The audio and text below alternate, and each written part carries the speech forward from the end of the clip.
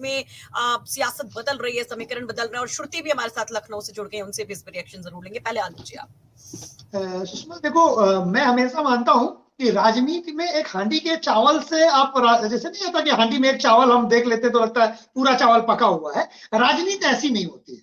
राजनीति में हर चावल को जाके देखना पड़ता है पका है या नहीं पका। पूरे उत्तर प्रदेश की सीटों में से, खतौली में से दलितों ने मत बीजेपी को नहीं दिया, ये बात सही है, लेकिन क्या दलित नेचुरल प्रवाह आ गया आरएलडी और समाजवादी पार्टी की तरफ? मैं अभी फिलहाल इस बात से पूरी तरह सहमत नहीं। एक सीट मात्र से क्या होता है?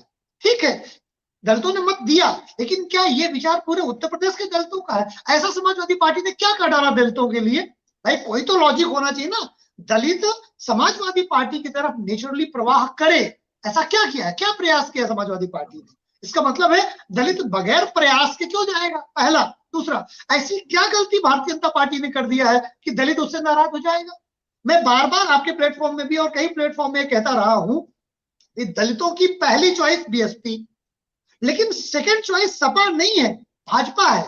आप याद करिए प्रयाग को, भारत का प्राइम मिनिस्टर दलितों के सफाई कर्मियों के पैर धुल रहा था, ठीक है ना। ये इतना सम्मान बीजेपी के साथ सपा में कहां उपलब्ध है? और बीजेपी ने ऐसी क्या गलती कर दी कि दलित नाराज हो गया और वो चला गया सपा में? ऐसा नहीं है, ये एक क्षेत्र विशेष की बात है, उपचुनाव है, किसी प्रत्याशी की वजह से, नाराजगी की वजह से ये कारण हो सकता है। लेकिन ऐसा कोई उत्तर प्रदेश की राजनीतिक घटनाक्रम में ना तो सपा ने कोई ऐसा प्रयास किया बहुत बड़ा जिससे दलित उनके तरफ आ जाए, और ना भाजपा ने ऐसी कोई गलती की है। अभी तक तो मुझे कोई गलती नहीं दिखाई दे रही। भाजपा तो दलितों के लिए बिल्कुल पांव पछाड़े घूरी, भारत का प्रधानमंत्री उनका पैर धुल रहा है। अब इससे तो सम्मान और दलित भाइयों को क्या चाहिए? तो ऐसा लगता है सुषमा कि ऐसा कोई बड़ा क्रांतिकारी परिवर्तन नहीं आया है, और अगर आया है तो फिर मैं एनालाइज नहीं कर पा रहा। श्रुति कमेंट, ये विवेक टेक है, ये अब पता नहीं कितनी सत्यता है, बट ये कह रहे हैं कि ये हम जानने की कोशिश जरूर करेंगे जो ये बात कह रहे हैं। यूपी के जिला मैनपुरी में जाटव का वोट 90% गया है, क्योंकि मैं भी जाटव और बताना चाहता हूँ कि यूपी में रावण भैया लोकप्रिय हैं और रहेंगे। तो मैनपुरी से भले ही चंद्रशेखर रावण दूर रहे, क्या वो इम्पैक्ट फिर भी यहाँ रहा? ये सवाल भी बहुत बड़ा है। इसके साथ साथ जो कहा जा रहा था कि जाटव इधर नहीं आएगा, तो वो क्यों, किन परिस्थितियों में इधर मूव किया, ये भी समझना बहुत जरूरी है। आलोक जी, कि ये अगर कमेंट देखें कि वाकई में जाटवों ने जमकर वोट किया है सपा को, तो वजह क्या रही होगी? नहीं देखिए, मैं मानता हूं कि एक तो चुनाव क्योंकि राजनीतिक वोट है तो समाजवादी पार्टी वो समझाने में सफल रही दलितों को, लेकिन मैं एक सामान्य जो समझ है उसमें है कि दलितों के साथ ऐसा क्या बीजेपी ने गलत किया है कि बीजेपी उनकी अब चॉइस तो होकर के रावण उनकी चॉइस है। ये प्रश्न मेरा है कि रावण के साथ जाने में उन्हें क्या राजनीतिक लाभ मिलने वाला है? उत्तर प्रदेश में सरकार तो बीजेपी की है, ऐसा क्या मिलेगा जो रावण जी दे देंगे? उभरते हुए नेता में अपनी एनर्जी खर्च करें और सत्ता से दूर हो जाए, और जो उन्हें लाभ मिल रहे हैं लाभ से दूर रहे। ये दलित करेंगे पूरे उत्तर प्रदेश भर की राजनीति में। ये दलित इतना नासमझ नहीं है, वो सत्ता के साथ रहना पसंद करेगा, और या तो इमोशनल जुड़ेगा तो बीएसपी से जुड़ेगा।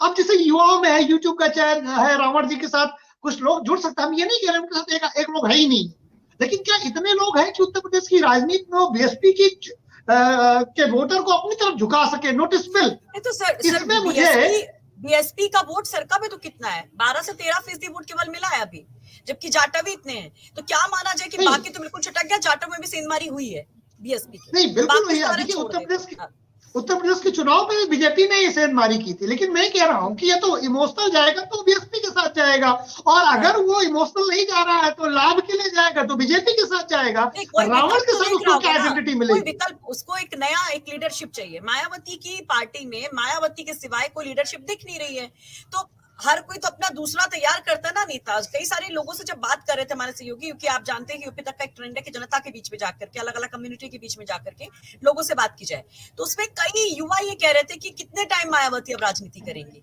रिटायरमेंट के करीब ही पहुंच रही है, तो क्यों नहीं हम किसी युवा को एक्सेप्ट करें जो हमारे लिए लड़ता है? और ये शायद विश्वास क्या ये चंद्रशेखर जगा पाए हैं उन दलित वोटर्स के बीच में।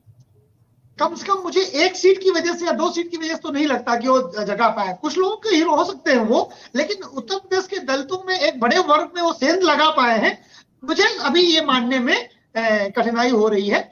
लॉजिकल चीजें मुझे ये लगती हैं कि हो सकता है पश्चिम उत्तर प्रदेश के 1-2 जिलों में उन्होंने अपना प्रभाव डाला हो, लेकिन पूरे ओवरऑल उत्तर प्रदेश में वो दलितों के एक हीरो के रूप में, नए नेता के रूप में उभर रहे हैं, ये कहना थोड़ी सी जल्दबाजी होगी। हाँ, अगर एक खतौली विधानसभा से मान लें तो फिर ये बात सही है कि फिर दलितों में बहन मायावती की जो पहुंच है वो कम हो रही है और रावण की पहुंच बढ़ रही है। लेकिन मैं मानता हूं कि 1-2 विधानसभाओं से रावण की सफलता दलितों में कितनी पैठ है ये पता पाना थोड़ा मुश्किल है। हाँ, कुछ युवाओं में क्रेज हो सकता है, लेकिन जैसे मायावती जी अभी सक्रिय दिखाई देंगी, ये जो रावण जी की सक्रियता है, ये आप अपने आप को देखेंगे कि ये पीछे चली जाएगी। ये चीज ये अभी इतना आसान नहीं है मायावती जी को प्रतिस्थापित करना। अच्छा, प्रशांत ये कह रहे हैं कि दलित जब कांग्रेस छोड़कर बसपा में जा सकता है तो बसपा